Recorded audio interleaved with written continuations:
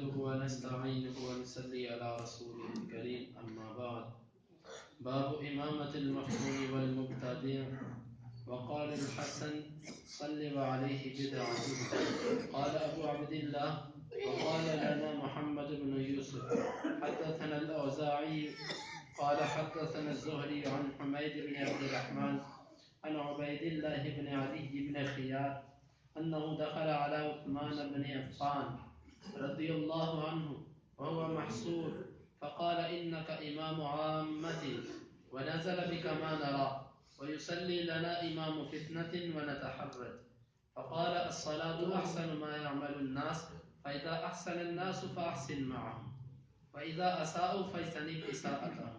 وقال الزبيدي قال الزهري لا نرى أن يصلى خلف المخنث إلا من ضرورة لا بد منها.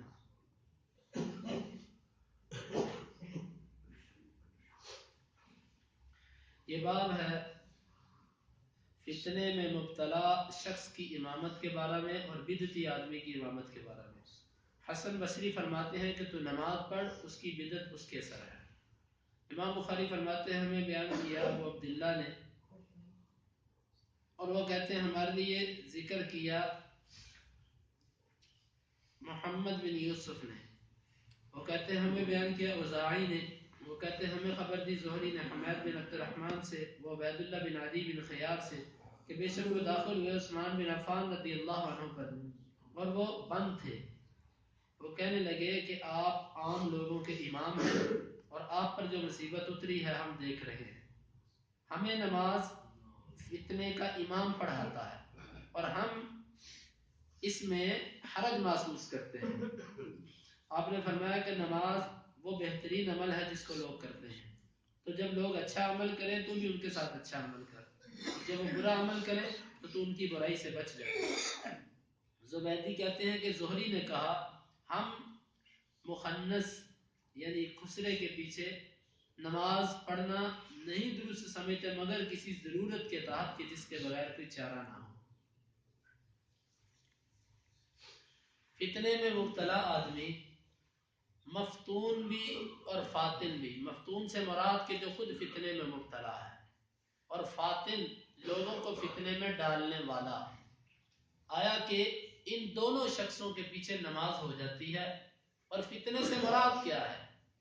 فتنے سے مراد یہ ہے کہ حاکم وقت کے خلاف خروج کرنے والا، اسلامی حکومت کی بغاوت کرنے والا شخص وہ فتنہ باز ہے، یا کسی اپنے گناہ کی طرف برائی کی طرف بڑھ چڑھ کر دعوت دینے والا اور برائی کے اندر مبتلا شخص. فاسق و فاجر آدمی بھی اس کو بھی فتنے کے معنی میں لیا جا سکتا ہے. مثال کے طور پہ ایک بندہ ہے بدکار قسم کا، آیا کہ اب اس کے پیچھے نماز ہو سکتی ہے کہ نہیں ہو سکتی؟ تو اس میں یہی ہے کہ مستقل امام تو ایسے شخص کو نہیں بنایا جا سکتا، لیکن اگر کبھی کبھار ایک آدھ مرتبہ ایسا ہو گیا کہ وہ مصلی پر کھڑا ہو گیا تو ایسی صورت میں اس کے پیچھے نماز پڑھی جا سکتی ہے. یا اس سے بڑھ کر مسئلہ یہ ہے کہ اگر کوئی پہلے جیسے ہوتا تھا کہ جو حکمران ہوتا تھا وہی امام بھی ہوتا تھا، جماعت بھی وہی کرواتا تھا جو حاکم وقت ہوتا تھا. اب حاکم وقت ایک ایسا عیاش اور بدکار قسم کا آدمی ہے، وہ مصلی پر خود کھڑا ہو کر جماعت کرواتا ہے، تو اس صورت میں کیا ہوگا؟ تو اس صورت میں سبھی کا یہ موقف ہے کہ اس کے پیچھے نماز پڑھی جائے گی، کیونکہ نبی صلی اللہ علیہ وسلم نے فرمایا کہ ہر فاسق و فاجر کے پیچھے اور نیک کے پیچھے نماز پڑھ لو. ابو داؤد کی روایت ہے. اور صحابہ ایسے کیا کرتے تھے. حجاج بن یوسف، اس کا ظلم، اس کی سختی کس کو معلوم نہیں؟ سب کو معلوم ہے، بلکہ حدیث کے اندر بھی آتا ہے جو نبی صلی اللہ علیہ وسلم نے فرمایا تھا کہ میرے بعد ایک کذاب ہوگا اور ایک مبیر، ایک ظالم آئے گا. اسماء رضی اللہ عنہ، عائشہ رضی اللہ عنہ کی بہن اور ابو بکر رضی اللہ عنہ کی بیٹی، وہ یہ کہا کرتی تھی کہ یہ جو حدیث کے اندر اللہ کے نبی نے فرمایا نا کہ ایک ظالم آئے گا، وہ ظالم حجاج میں خیال کرتی ہوں کہ تم ہی ہے. وہ حجاج کو اس سے مراد لیا کرتے تھے کہ یہی وہ ظالم شخص ہے کہ جس کی اللہ کے نبی نے حدیث میں پیشین گوئی کی تھی. ایک ظالم شخص آئے گا اور اس کے ظلم کسی سے چھپے نہیں ہیں، لیکن اس کے باوجود عبداللہ بن عمر رضی اللہ عنہ اور دیگر صحابہ کے بارے میں آتا ہے وہ اس کے پیچھے نماز پڑھا کرتے تھے۔ مروان کے بارے میں آتا ہے کہ حسن و حسین ان کے پیچھے نماز پڑھا کرتے تھے۔ کسی نے بعد میں ان کے بچوں سے کہا کہ آپ کے باپ جب مروان کے پیچھے نماز پڑھتے تھے تو کیا اپنی نماز کو لوٹاتے تھے؟ تو فرمانے لگے کہ نہیں، ہمارے باپ انہی کے پیچھے پڑھی جانے والی نماز پر اکتفا کرتے تھے۔ کبھی ایسا ہو جائے، مثال کے طور پہ یہ کسی مسجد میں ایسا واقعہ پیش آیا کہ امام وقت جو تھا، یہ ہمارے شاد باغ کی ایک مسجد ہے، امام لیٹ ہو گیا اور مقتدی جو تھا ایک معزز شخص، اس کو انہوں نے پکڑ کے آگے کر دیا مصلی پر۔ اب وہ نیک آدمی تھے، وہ مصلی پر جب کھڑے ہوئے نماز پڑھانا شروع کی، رکوع میں گئے تو فوت ہو گئے۔ یہ شہداء مسجد کا واقعہ بغل میں، وہ فوت ہو گئے، نیک آدمی تھے، بہت نیک آدمی تھے، وہ رکوع کی حالت میں فوت ہو گئے۔ اب کسی کو سمجھ نہیں آ رہی کہ وہ کیا کرے، تو امام کے پیچھے ایک داڑھی مڑا شخص کھڑا تھا، اس کے ذہن میں یہ بات آئی، وہ مصلی پر آیا، اس سے جلدی جلدی مختصر نماز پڑھا کر سلام پھیرا اور ان کو بعد میں جو معاملہ ہوا۔ تو اب ایسی صورت میں بعد میں لوگوں نے یہ مسئلہ پوچھنا شروع کر دیا کہ اس کی تو داڑھی نہیں تھی، اس کے پیچھے نماز ہو جائے گی؟ بھئی فاسق و فاجر کے پیچھے نماز ہو جاتی ہے، مستقل امام بنانا الگ چیز ہے۔ ایسے شخص کو مستقل امام نہیں بنایا جا سکتا۔ ایسی صورتوں میں اگر آگے ہو جاتا ہے تو نماز ہو جائے گی۔ ہاں، دوسری صورت یہ ہے کہ وہ حکمران ہے آپ کا، مثال کے طور پہ کوئی ایسا حکمران آپ کے اوپر مسلط ہے، اب اس کو شوق بھی ہے جماعت کروانے کا، تو وہ لوگوں سے کہتا ہے کہ بھئی میں امام ہوں، میں حکمران ہوں، میرا حق ہے مصلی پر کھڑا ہونا، تو وہ آ کر مصلی پر کھڑا ہو جاتا ہے۔ اب کوئی ڈر کے مارے اس کو نہیں کہتا کہ جناب آپ جماعت کیوں کرواتے ہو، لوگ سب کے سب چپ پر پیچھے کھڑے ہو کے پڑھتے ہیں، اور اگر کوئی نہیں پڑھتا تو وہ اس کا جائزہ لیتا ہے کہ بھئی تو مجھے کافر سمجھتا میرے پیچھے نماز نہیں پڑھتا۔ تو یہ صورت ہے فتنے کی، اس کو کہتے ہیں فتنے کا امام، کہ جو لوگوں کو فتنے میں ڈالتا ہو اور خود بھی فتنے میں مبتلا ہو، تو ایسے شخص کے پیچھے نماز ہو سکتی ہے مجبوری کی حالت میں، اگر اختیار ہو تو پھر اس کو مصلی پر کھڑا نہ کیا جائے۔ دوسرا شخص ہے بدعتی۔ بدعتی سے کیا مراد ہے؟ بدعت سے مراد میں نے کل گزارش کی تھی، سب سے پہلے تو بدعت کی تعریف۔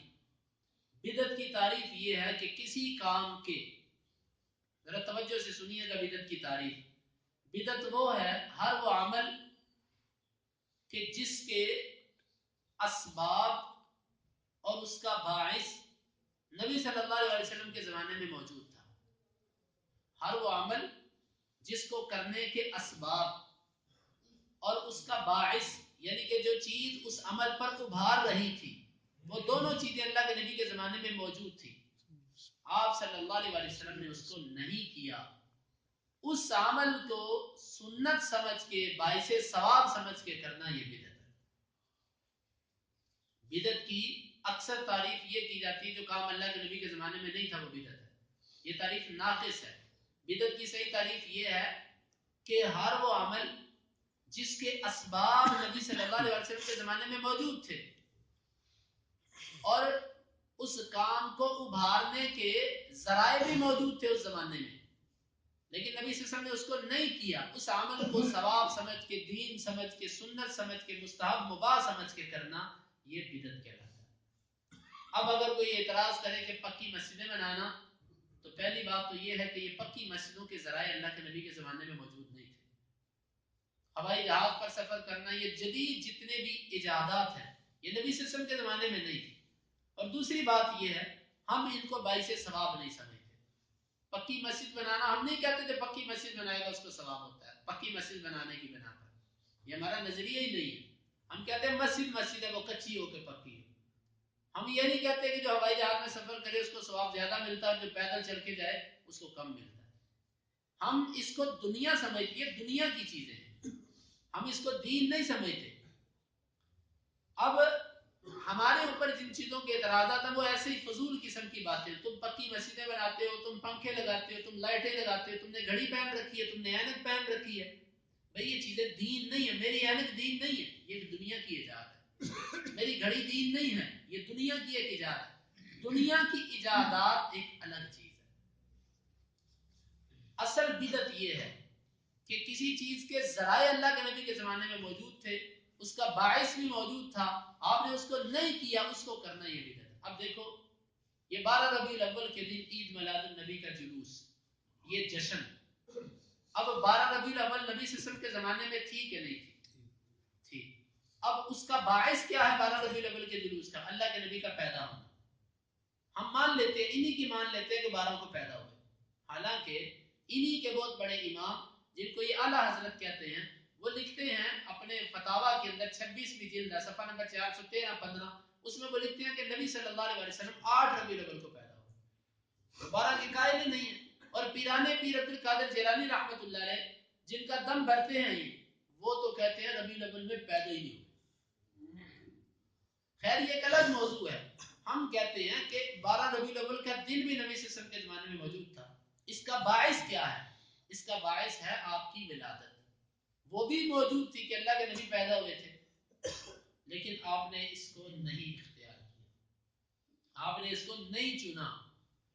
دن بھی موجود، باعث بھی موجود، اس کے باوجود آپ نے اس عمل کو نہیں کیا۔ اب اس عمل کو اختیار کرنا اور اس میں اتنی شدت پیدا کرنا، یہاں تک کہہ جانا کہ سوائے ابلیس کے سبھی خوشیاں مناتے ہیں، سوائے ابلیس کے سبھی خوشیاں مناتے ہیں، یہ یہاں تک کہہ جانا بھائیو یہ صراحتاً یہ سری بدعت ہے۔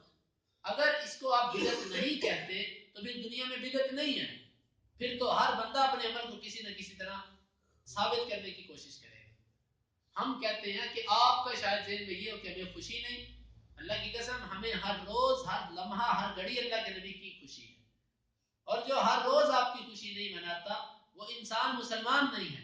لیکن خوشی منانی کیسے ہے؟ ڈول ڈمکے کے ساتھ؟ یہ میں کل فیس بک پہ ایک دیکھ رہا تھا، ایک سینمے کے بعد باہر ایک بینر لگا ہوا تھا، عید میلاد النبی کی خوشی میں 4 شو دکھائے جائیں گے۔ یہ میرے پاس ابھی بھی تصویر ہے، عید میلاد النبی کی خوشی میں سینمے میں 4 شو دکھائے جائیں گے، یہ جشن ہے۔ اور پھر آپ نے دیکھا کہ کس طرح یہ ایک میلے کی صورت اختیار کرتا جا رہا ہے۔ اسی بھائیو یہ دین نہیں ہے، یہ دین نہیں، ہمیں فتوے بازی کا شوق نہیں ہے، ہم صرف اور صرف اصلاح کی بات کرتے ہیں۔ اب تو اس طبقے کے بھی بعض علماء کو شعور آ چکا ہے، الحمدللہ اہل حدیث کی اس تحریک کی وجہ سے ان میں بھی شعور پیدا ہو چکا ہے۔ اب یہ جو حلال کمیٹی کے جو چیئرمین ہیں، انہوں نے بھی ایک فتویٰ جاری کیا ہے کہ یہ جو تم جلوس نکالتے ہو، یہ تم جھنڈے بناتے ہو، یہ جو تم کام کرتے ہو، یہ سب کے سب تمہارے کام اسلام کے اندر کوئی ضروری چیز کا درجہ نہیں رکھتے۔ اگرچہ ایسے لفظ انہوں نے استعمال کیے ہیں، لیکن کم از کم اتنا احساس بیدار ہو، وگرنہ کئی لوگ تو اس کے ثبوت میں اس حد تک بڑھ چکے ہیں۔ ایک مولوی صاحب کہ جن کا اپنا چینل ہے، وہ چینل پر آ کر کہتے ہیں، ان سے کسی نے پوچھا کہ کیا عید میلاد النبی کا جھنڈا لگانا جائز ہے؟ وہ آگے سے پتا کیا کہتے ہیں؟ وہ کہتے ہیں ہمارے 25 روپے کے جھنڈے کی ان کو تکلیف ہوتی ہے، حج پر جو لوگ جاتے ہیں کیا یہ فضول خرچی نہیں ہے؟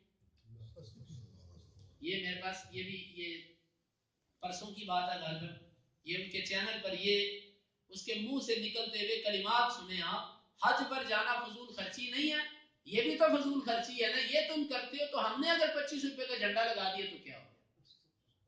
یعنی کہ ایک بدعت کو ثابت کرنے کے لیے اسلام کے ایک فریضے کو فضول خرچی کہہ دیا۔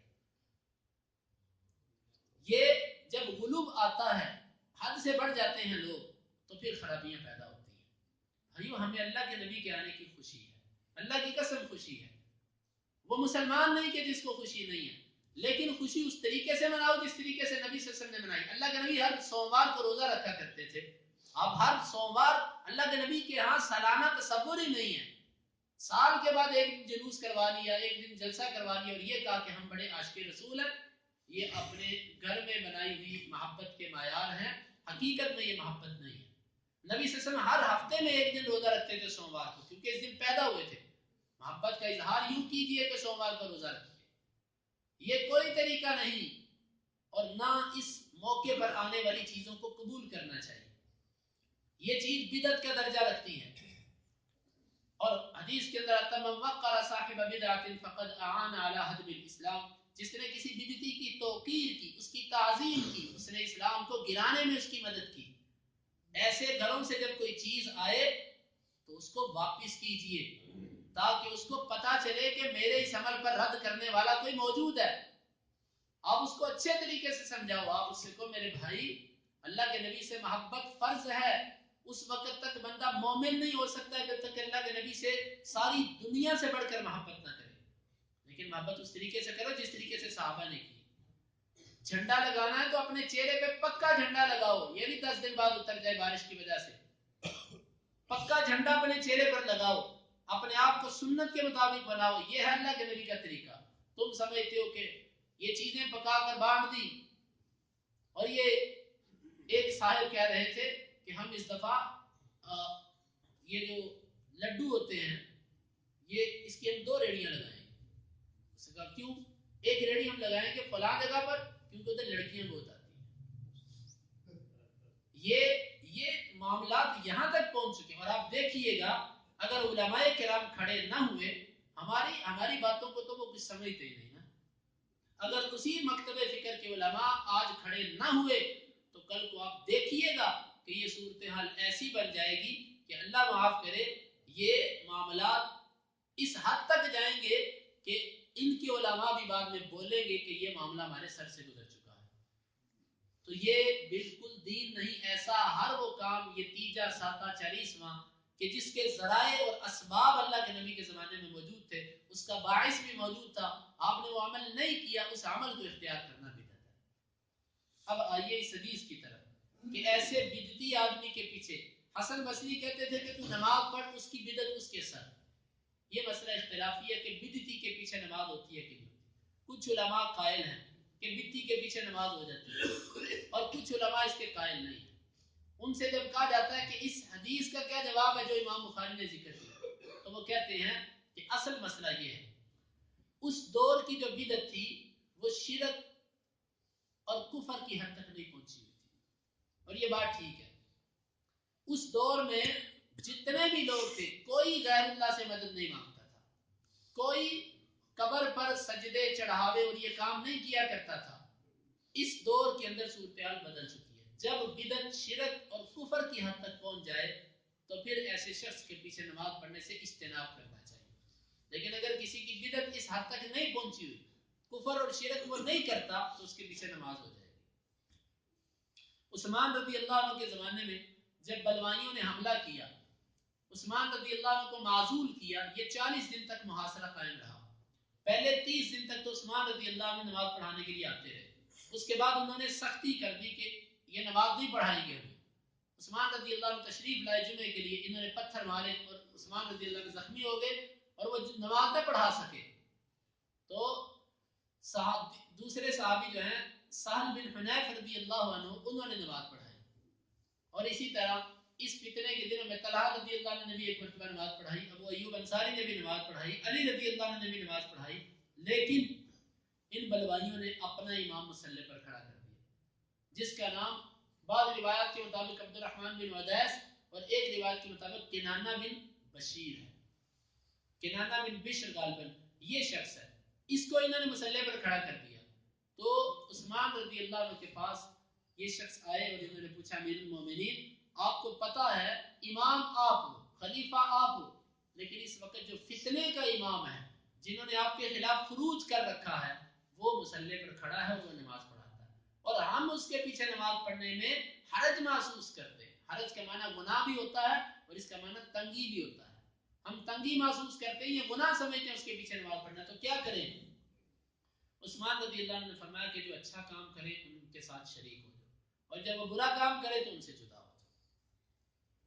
اب یہاں پر شارحین لکھتے ہیں کہ عثمان رضی اللہ عنہ کے سوا تمام صحابہ اس بات کو ناپسند کرتے تھے کہ ان کے پیچھے نماز پڑھی جائے. صرف عثمان رضی اللہ عنہ نے کہا کہ جب وہ اچھا کام کرے تو ان کے ساتھ شریک رہو. ہم بھی یہ کہتے ہیں کہ جب کوئی اچھا کام کرے تو اس کے ساتھ شریک رہو اور جب کوئی غلط کام کرے تو اس سے پیچھے ہٹ جاؤ. مثلا کوئی بھی ایسا مسئلہ جو اتفاقی ہے اس میں ہم کسی قسم کی فرقہ واریت کا خیال نہیں کرتے. لیکن اگر کوئی ایسا عمل ہو جو خود نہ اچھا نہ ہو مثال کے طور پہ نماز ہے. نماز ایک اچھا عمل ہے لیکن ایک امام ایسا ہے کہ اس کا نماز کا طریقہ ہی اللہ کے رسول والا نہیں ہے. وہ اس طریقے سے نماز ہی نہیں پڑھتا اور وہ صاف اور میں کہتا ہے کہ میں یہ نماز اس طریقے سے اس لیے پڑھتا ہوں کہ میرا امام اس طریقے سے پڑھتا تھا. جس طرح کے ایک بہت بڑے مولوی صاحب نے کہا کہ رفع الیدین کرنا نبی صلی اللہ علیہ وسلم کی سنت ہے. یہ امام بخاری، امام مالک، امام شافعی، امام احمد بن حنبل، امام مسلم، امام ابو داؤد، یہ سارے امام رفع الیدین کیا کرتے تھے. پیر عبد القادر جیلانی بھی رفع الیدین کرتے تھے. یہ سب کے سب جنت میں جائیں گے رفع الیدین کرنے والے. ہاں لیکن میں نہیں کرتا. میں کیوں نہیں کرتا؟ اس لیے کہ میں حنفی ہوں. یہ کیا وجہ ہوئی کہ میں حنفی ہوں؟ کیا حنفی مسلمان نہیں ہوتے؟ جو بندہ اپنی نماز کو اس وجہ سے ایک مخصوص طریقے سے پڑھتا ہے کہ یہ طریقہ میری فقہ میں لکھا ہوا ہے، میرے امام کا یہ طریقہ ہے، میں حدیث کی پرواہ نہیں کرتا، مجھے اس کی ضرورت نہیں ہے حدیث کی. اس کے بے شمار نمونے موجود ہیں. ایسے شخص کے پیچھے نماز نہیں پڑھنی چاہیے. یہ متعصب انسان ہے. یہ اللہ اور اس کے رسول کو اپنے لیے نہیں بلکہ انسان کو ایک امتی کو اپنے لیے معیار سمجھتا ہے کہ جیسے وہ مجھے کہے گا ویسے میں کروں گا. تو ایسا جو شخص ہے کہ جس کا عقیدہ شرک اور بدعت تک پہنچ جائے، اس کے پیچھے نماز نہیں پڑھنی. باقی اگر کوئی رفع الیدین نہیں کرتا، یا کسی کا اجتہاد یہ ہے کہ امام کے پیچھے سورہ فاتحہ نہیں پڑھنی چاہیے، کسی کا اجتہاد یہ ہے کہ آمین اونچی نہیں کہنی چاہیے، ہم نہیں کہتے کہ اس کے پیچھے نماز نہیں ہوتی، ہم کہتے اس کے پیچھے نماز ہو جائے گی.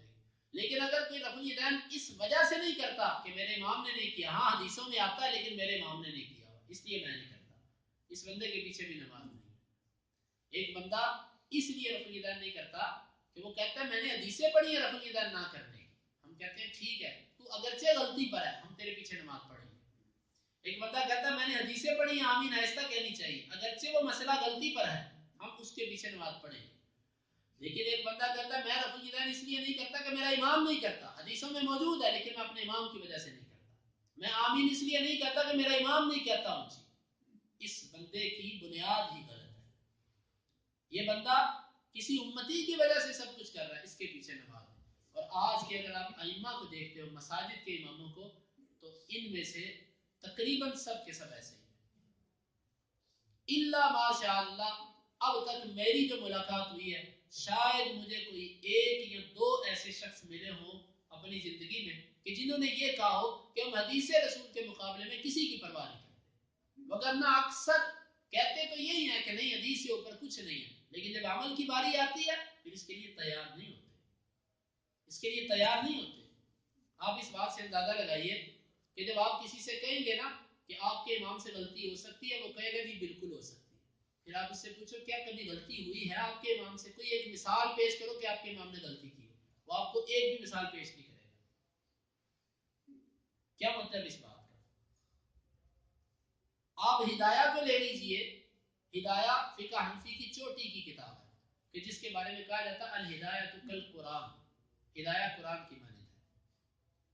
اس الہدایہ کے بارے میں انہی کے ہاں مشہور ہے، ہماری بات نہیں ہے، ہم تو اس کا رد کرتے ہیں اس بات کا. اس ہدایہ والے کو لے لیجئے. ہدایہ والا کتاب الطہارت سے لے کر آخری باب تک امام ابو حنیفہ کے جتنے اقوال ذکر کرتا ہے ہر قول پر وہ دلیل بھی پیش کرتا ہے. وہ قول مرجو بھی ہو وہ اس پر دلیل لے کر آئے گا، وہ کہیں وہ نہیں مانے گا. پوری فقہ حنفی کو دیکھ لیجئے، پوری فقہ حنفی کے اندر کسی جگہ پر بھی یہ نہیں کہا گیا کہ یہاں پر امام صاحب کو غلطی لگی. کہیں گے کہ ہاں غلطی لگ سکتی ہے، لیکن جب آپ کہو گے لگی ہے تو کہیں گے نہیں لگی. ہمیں اس بات کا اس لیے علم ہے کہ یہ ببانگے دوہل کہتے ہیں کہ ہمارے امام کا ایک مسئلہ بھی غلط ثابت کر رہا ہے. گویا کہ امام نبی کا یہ وہی درجہ ہے جو مخفی انداز سے انہوں نے دے رکھا ہے اپنے اماموں کو، جو شیعوں نے دیا ہوا ہے. ان کے ہاں بھی یہی معروف ہے کہ امام معصوم ہوتا ہے، اور ہمارے بعض مسلمان لاشعوری کی حالت میں اپنے ائمہ کو بھی معصوم سمجھتے ہیں. ہم کہتے ہیں نبی کے سوا کوئی ہستی نہیں ہوتی کہ جو اپنی جس سے غلطی نہ ہو سکے. ایک نبی ہوتا ہے جو اپنی غلطی پر قائم نہیں رہ سکتا. باقی ہر بندہ غلطی کرتا ہے، غلطی پر قائم رہتا ہے، اس سے خطا ہوتی ہے، وہ قابل اتباع نہیں ہوتا. صرف ایک نبی کی ذات قابل اتباع ہوتی ہے.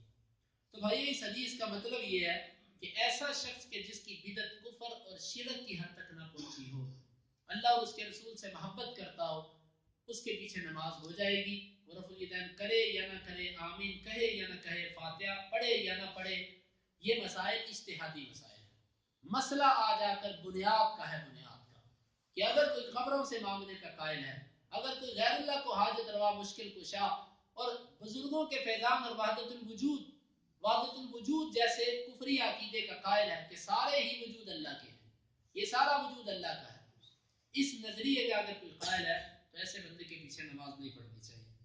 اور آگے زہری نے فرمایا کہ ہم مخنث خسرا اس کے پیچھے نماز پڑھنے میں نہیں خیال کرتے مگر ضرورت کے تحت۔ ضرورت کیا ہے؟ خسرا آپ پر مسلط کر دیا گیا، حاکم بنا دیا گیا آپ کا، اب مجبوری ہے اس کے پیچھے نماز پڑھنا، نہیں پڑھو گے تو وہ سزا دے گا۔ یا ایسا خسرا، یہ جو ہماری گلی محلوں میں جو پھرتے ہیں یہ تو کاروباری، یہ تو فحش قسم کے لوگ ہیں، لیکن اگر کوئی بندہ ایسا ہے وہ مخنث ہے، یعنی نہ مذکر ہے نہ مؤنث ہے، خسرا ہے، لیکن ہے وہ باحیا، غلط کام نہیں کرتا، ناشتہ گاتا بجاتا نہیں ہے، مانگتا نہیں ہے، اور اس نے دین کا علم حاصل کیا یا نہیں بھی کیا لیکن ہے پاک دامن، اس کے پیچھے نماز ہو سکتی ہے، کیونکہ ممانت نہیں آئی اس کے پیچھے بھی۔ اسی لیے یہی اس قول کا مطلب ہے، ہم خسرے کے پیچھے نماز نہیں پڑھتے، کیوں؟ اس میں بے شمار قسم کی خرابیاں ہیں، اور خسرے کی بھی دو قسمیں ہیں ویسے، ایک ہوتا ہے مخنث، وہ خسرا کے جو مذکر کے مشابہ ہوتا ہے، جو مردوں کے مشابہ ہوتا ہے، اس کے پیچھے نماز ہو جاتی ہے۔ ایک وہ خسرا ہوتا ہے جو جس کے آثار عورتوں کے زیادہ قریب ہوتے ہیں، اس کے جسم کی جو اعضاء ہیں، اس کی جو ڈھال چال ہے وہ عورتوں سے مشابہ ہے، ایسا جو ہے یہ عورتوں کا حکم رکھتا ہے، اور جب مردوں کے مشابہ ہو وہ مردوں کا حکم رکھتا ہے۔ کسی فقیہ سے پوچھا گیا کہ وراثت کے مسئلے میں عورت کو اس خسرے کو کس کا حصہ ملے گا، مذکر کا حصہ ملے گا کہ مؤنث کا حصہ ملے گا؟ تو انہوں نے کہا کہ دع الحال وانظر البال، اس کی حالت کو چھوڑو، دیکھو پیشاب کہاں سے کرتا ہے، پیشاب وہ کہاں سے کرتا ہے، پیشاب والی جگہ کا اعتبار کر کے اس پر مذکر یا مؤنث کا حکم لگایا جائے گا۔ اگر تو وہ مردوں جیسی اس کی کیفیت ہے پیشاب کرنے کی جگہ کی تو اس کو مردوں کے حکم میں لیا جائے گا، اگر اس کی پیشاب کرنے والی جگہ عورتوں جیسی ہے تو اس کو عورتوں کے حکم میں لیا جائے گا۔ ایک ہوتا ہے خنثی مشکل، کہ جس کے دونوں ہی اعضاء ہوتے ہیں، کہ اس کے جسم کے اعضاء مردوں جیسے بھی ہیں اور عورتوں جیسے بھی، اس کو مشکل کہا جاتا ہے کہ اس کا فیصلہ کرنا مشکل ہو جاتا ہے۔ خیر یہ ایک خالص فقہی فرق ہے، عام طور پر ایسے ہوتا نہیں ہے کہ خسرا مسئلے پر کھڑا ہو جائے، لیکن ایک مسئلہ ہے کہ اگر کبھی وہ کھڑا ہو جائے تو اس کے لیے یہی ہے کہ اگر وہ پاک دامن ہے، مرد سے مشابت رکھتا ہے تو وہ مسئلے پر کھڑا ہوگا، عورتوں سے مشابت رکھتا ہے تو جس طرح عورت مردوں کی امام نہیں ہو سکتی یہ بھی مردوں کا امام نہیں ہو سکتا، اس کو آگے نہیں کیا جائے گا، یہ ایک کیفیت ہے۔ اسی لیے زہری کہتے ہیں ہم اس کے پیچھے نماز نہیں پڑھیں گے، مجبوری کے تحت پڑھیں گے۔ اور اگلی حدیث بھی یہی ہے کہ امام بخاری فرماتے ہیں ہمیں بیان کیا محمد بن ابان نے، وہ کہتے ہیں ہمیں بیان کیا گندر نے شعبہ سے و ابو التیاح سے، انہوں نے انس بن مالک رضی اللہ عنہ سے سنا، وہ کہتے ہیں کہ نبی صلی اللہ علیہ وسلم نے ابو ذر سے کہا اسمع واطع، تو سن اور اطاعت کر، ولو لحبشی کان رأسہ زبیبۃ، اگرچہ تیرا امیر حبشی ہی کیوں نہ ہو اور اس کا سر منقے جیسا ہی کیوں نہ ہو۔ یہاں پر بھی اشارہ اس بات کی طرف ہے، اجمی حبشی جو ہے یہ اجمی ہے، اجمی بھی اگر امام بن جائے، وہ جو ایک روایت آتی ہے کہ کوئی اجمی عربی کی امامت نہ کروائے، وہ روایت ثابت نہیں ہے، اس کے کمزوری کی طرف اشارہ ہے کہ اجمی بھی اگر تمہارے اوپر کھڑا ہو جائے، وہ امام بن جائے تو اس کے پیچھے نماز پڑھنی چاہیے۔ اس حدیث اس پورے باب کا خلاصہ یہ ہوا کہ جس کی بدعت شرک اور کفر کی حد تک نہیں پہنچی اس کے پیچھے نماز پڑھی جا سکتی ہے، اور جس کی شرک اور کفر تک پہنچ چکی ہے بدعت، اس کے پیچھے نماز نہیں پڑھنی چاہیے۔ ہمارے معاشرے کے اندر میں تعصب کی بات نہیں کرتا، اللہ جانتا ہے، ہمارے معاشرے کے اندر میرے گمان کے مطابق ایسی مسجدیں بہت کم ہیں سوائے اہل حدیث کے کہ جس کا یہ نظریہ ہو کہ میں اللہ اور اس کے رسول کی بات کی ہی پیروی کرتا ہوں، مجھے اماموں کی بات کی اس بات کی کوئی پرواہ نہیں جو قرآن حدیث کے خلاف ہو۔ ایسی مسجد آپ کہہ لیجئے کہ نہ ہونے کے برابر ہے۔ اگر ایسا امام مجھے مل جائے، اس کا تعلق بریلوی مکتبہ فکر سے ہو کہ دیوبندی سے ہو، میں اس کے پیچھے نماز پڑھوں گا اور اس کے عقیدے میں شرک اور بدعت نہ ہو۔